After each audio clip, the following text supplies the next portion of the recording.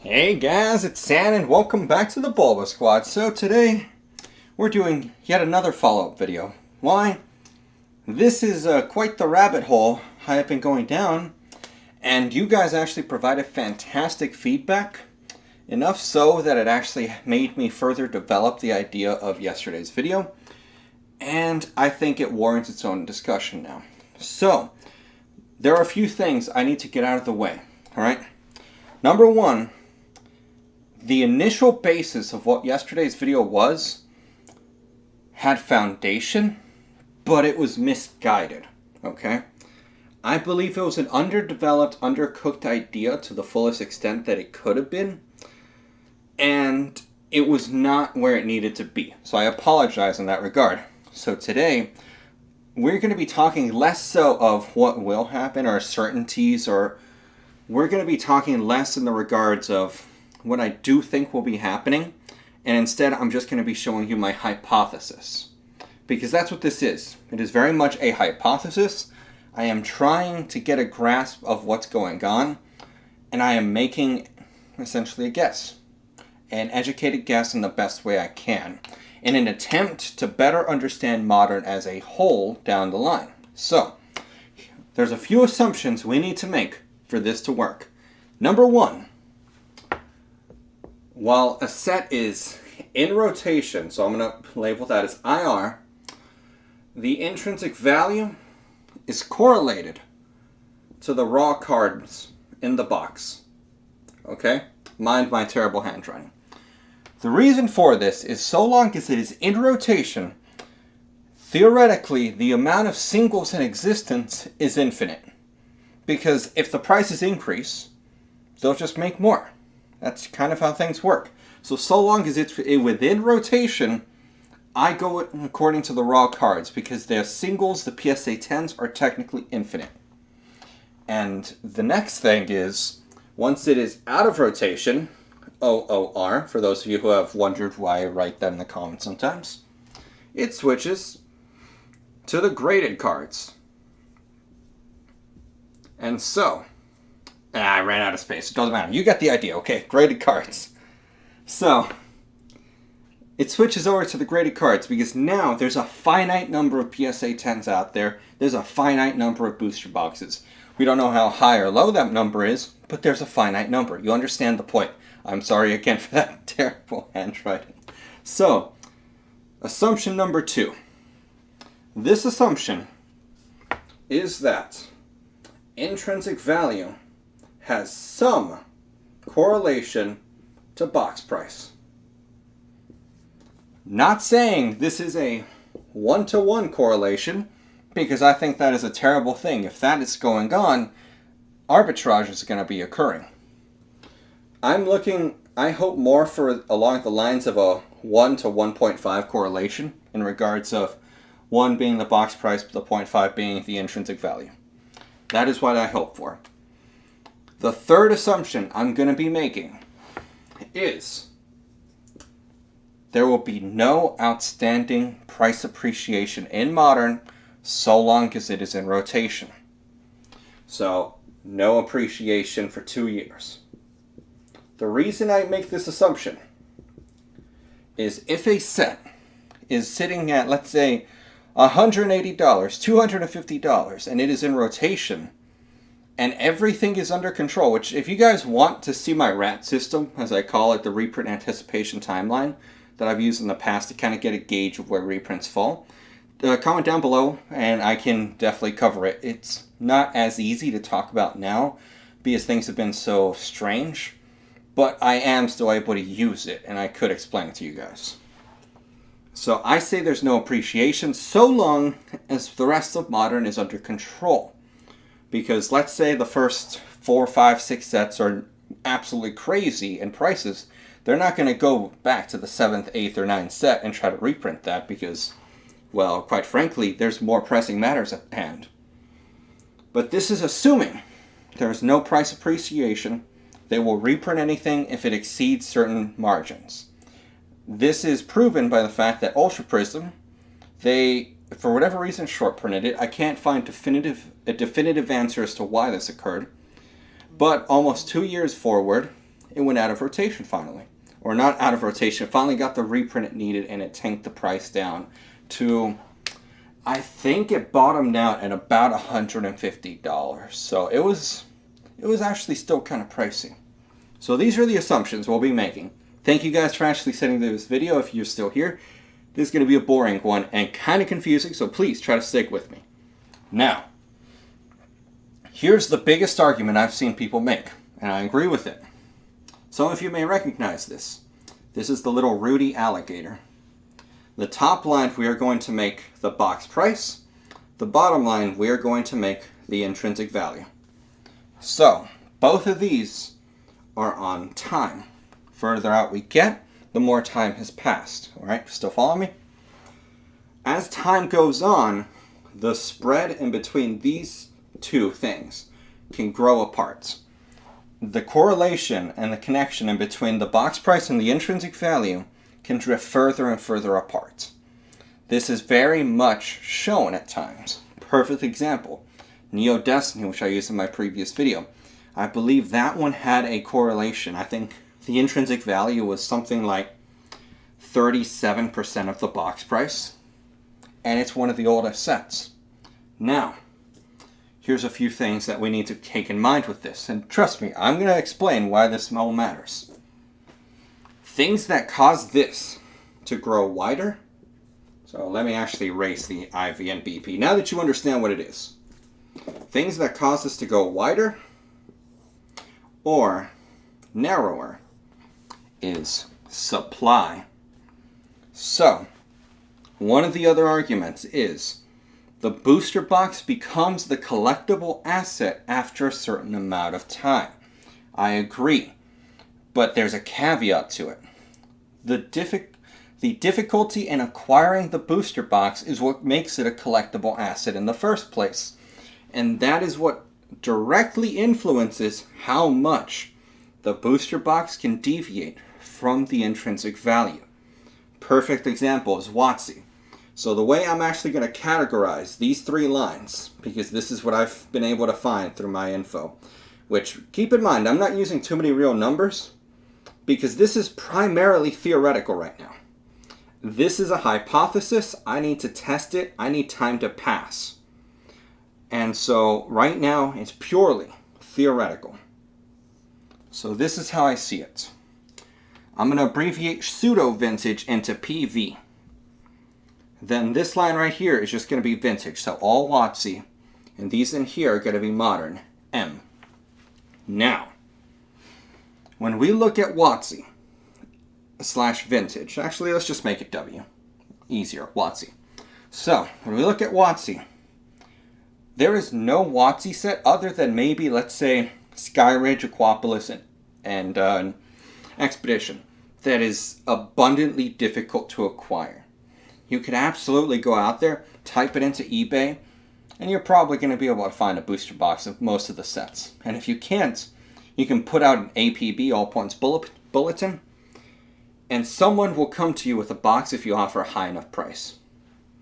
So, this is why its trend looks the way it does. It's very much in the middle. It's a good, nice, healthy trend. Now, when we get to pseudo-vintage, ask yourselves, in the madness that was 2020, how many Team Rocket Returns booster boxes did you see get opened? How many EX Deoxys boxes? How many, let's see, Heart Gold Soul Silver boxes? Heart Gold Soul Silver Triumphant boxes? EX, what would it be? EX Emerald boxes. There's not many. You barely saw any of them. They're barely on the open market. And the supply of these is dramatically lower than WotC. This is, again, an inference I'm making, an assumption.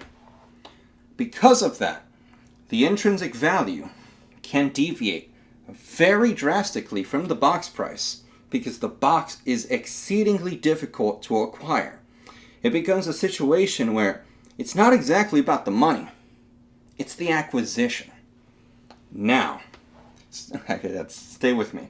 Modern. There is zero difficulty in acquiring modern.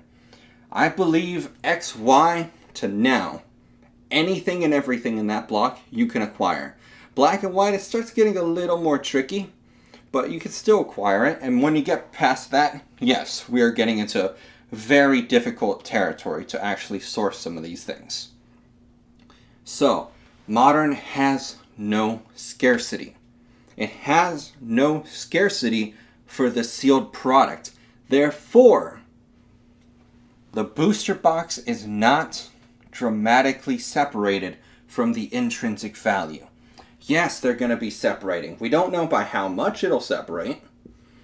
If this will be a 50% separation or if it'll be an 80% separation.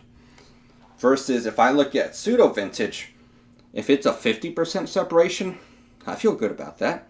Even if it's, let's say, only 20% of the intrinsic value by comparison to the box price, I'd still feel okay with that because of how difficult that box is to acquire. Now, one last concept I need to throw at you.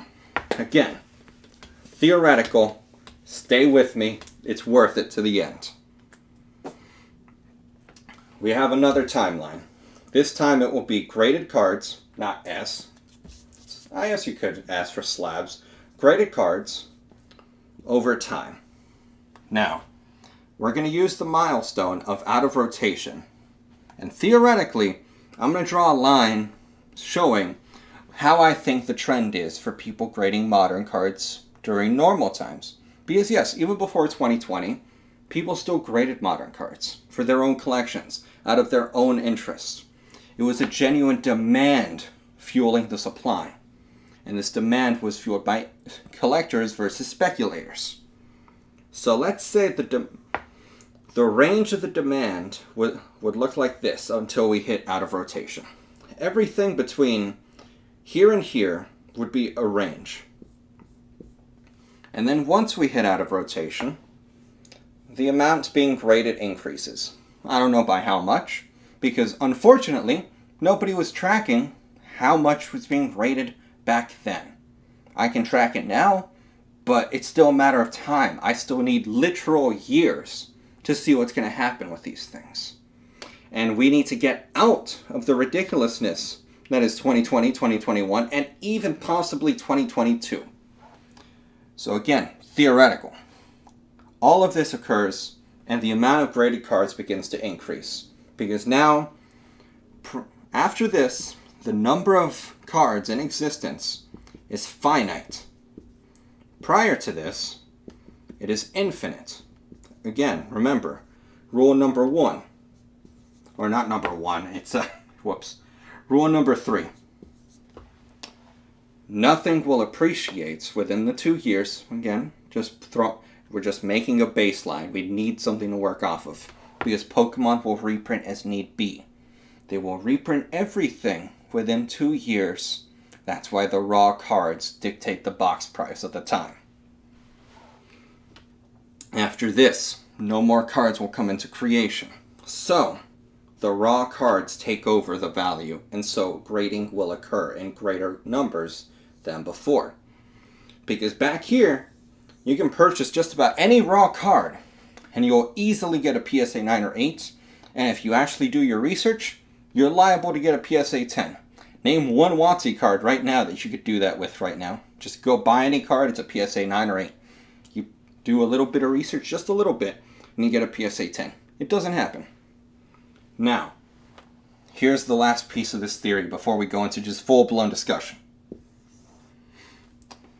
The idea I see right now in this bizarro world is we are so here's the out of rotation period, versus what happens during a normal time, genuine demand, genuine grading.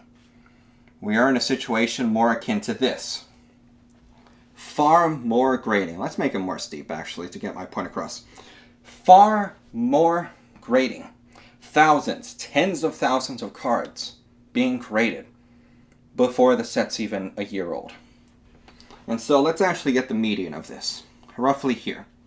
We are in a situation where essentially everything between here and here is out of the ordinary. So, what has to happen beyond this point?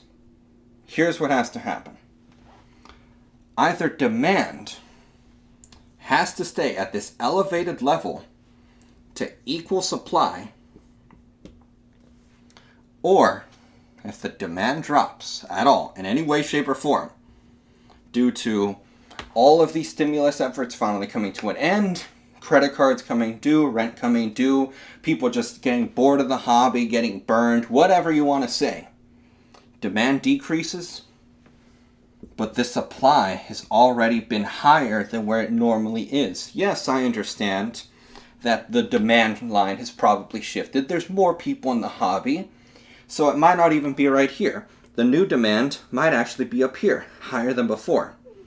But the thing is, I don't think the demand for graded slabs or graded cards is equal to the supply going in right now.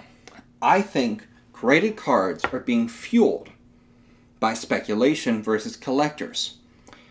I don't see very many collectors lining up to pay over $1,000 for a brand new card when they could get it raw for $300. And so what this area right here is going to become will be opportunity cost. Until eventually this little distance between these two can be bridged, that's going to be dead money. That is the risk that is coming to Modern right now. Now, let's have a proper discussion. So I decided to clean up the whiteboard a little bit. So here's the discussion. We are in a situation where the number of graded cards is far higher than how it has been in the past for Modern. Yes, demand has shifted. It is definitely higher than before, and I don't think we're going to go back down to how it was before. But I don't believe that the supply of graded cards is equal to the demand right now. I really do think it's very heavy and rampant speculation. So this is going to become a situation that's interesting.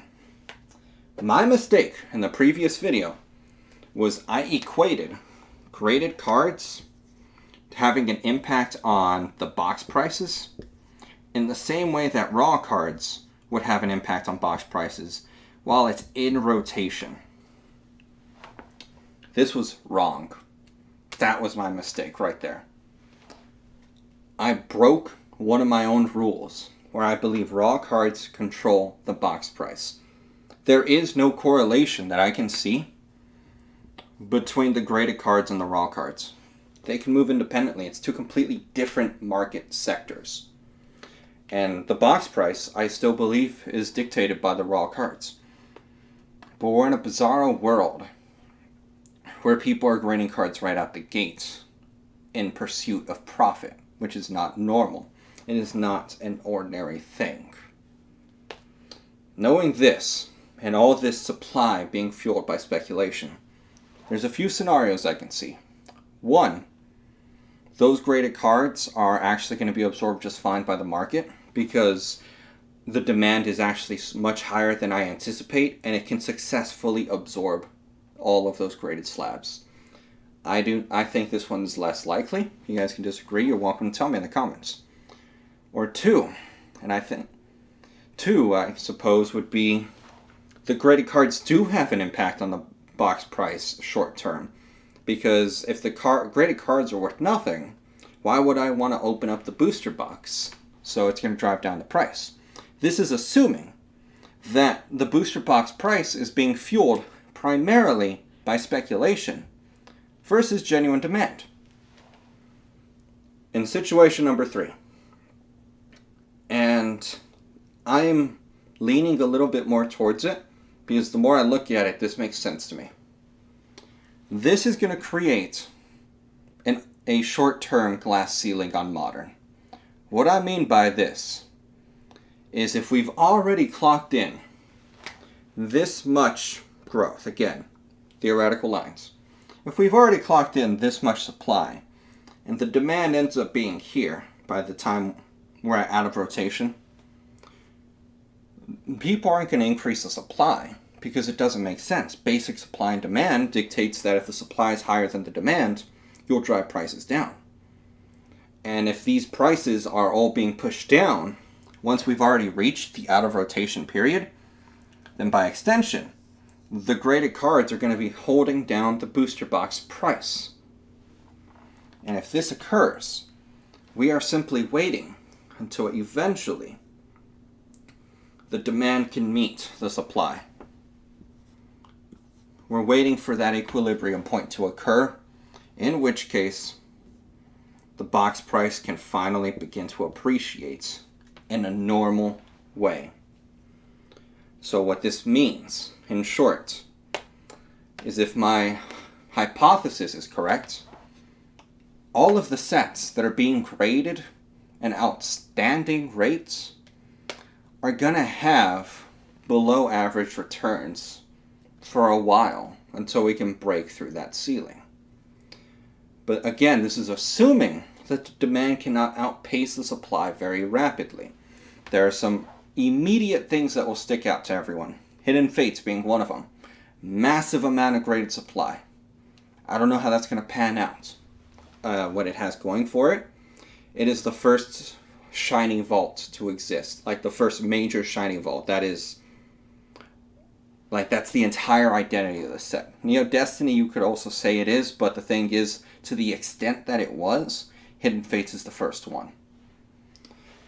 And so, we could also look at Evolving Skies. Lots of demand. Like, there genuinely is demand there. But the gamble is on the demand meeting that supply and how long it'll take. Because the issue is, what if the demand doesn't meet the supply for 2 or 3 years? Because we clock in like a year, 2 or 3 years past out of rotation. Well, here's the issue. Yes, even if these things are able to appreciate over this time, you're not competing with just Pokemon, okay? I need to get that straight. Every time I talk about this stuff and the appreciation, I am not talking strictly in reference to Pokemon. I am speaking in reference to real investments. Actual stock market, actual tangible assets that can be sold and are quite liquid versus Pokemon. And if you cannot compete with that, then there's no reason to be in Pokemon. That's why I always approach it this way. And so let's say we have all this. We have this massive supply right out the gate. Massive supply for the graded cards. There is literally zero rarity to modern. And I doubt there will be rarity to a sealed box for years to come. Possibly even a decade. Because of how many people are actually holding it. We think WotC is kind of easy to acquire. Oh, it's gonna have nothing on modern. The box is not going to be something that is a collectible asset. Because there's so much of it. Knowing all these little things, the box price and the intrinsic value are going to be much more closely correlated than all of the other categories. And if the intrinsic value is being held down by this supply and demand dynamic because of how much supply we pumped into it right out the gate versus what naturally would have come from genuine demand, it's going to hold it down. What if, best case scenario, we're at like 50% of the box price always, and that's just how it is. Well, it's going to have to appreciate at a rate that still competes with the S&P 500. Or, worst case scenario, it's like an 80% correlation. The intrinsic value is like 80% of the box price. Well, that demand is going to have to really shoot up in order to beat this initial supply. So, do you guys understand this? I know this was a very difficult to follow video because this is a very wild theory. And I know it is. But I think this is a good conversation to have. I know this is I would almost call it a brain teaser because this is something ridiculous right now. Tell me, what do you guys think of this hypothesis, this theory, that there's going to be so much modern sealed out there, so many graded singles, that it's going to be a perfect storm for below average returns on a lot of these sets? Unless if we have more ridiculous catalysts that can then shift the demand upwards to a level that outpaces the supply extremely quick and reduces that opportunity cost to a level that it beats the S&P 500 and or ties it. Because that's the thing. That's the comparison we're always making. You either got to do as good at it or you got to do better than it. Otherwise, what's the point? And so just tell me, what do you guys think about it? Do you guys think this is right? Do you think there's absolutely zero merit to it? And please, I ask you guys, keep this in the back of your mind. Yes, give me your thoughts on it, if you think I'm right or wrong. But also keep your bias in mind. If I'm right on this, quite frankly, no one wants me to be right on this, because if I am, it means all of the modern sets in recent times are going to have below average returns. And that would be quite a wake-up call for everyone. So just keep that in mind whenever we're gonna have that conversation, because then we can have a much better conversation knowing what biases we each have. So again, thank you guys for watching this video. If you made it this far, because geez man, this was a doozy. We went down the rabbit hole on this one. If you guys want to support the channel, Patreon $1, and that'll be all for you guys. So thank you guys for watching this video, and I'll see you guys next time. Bye guys.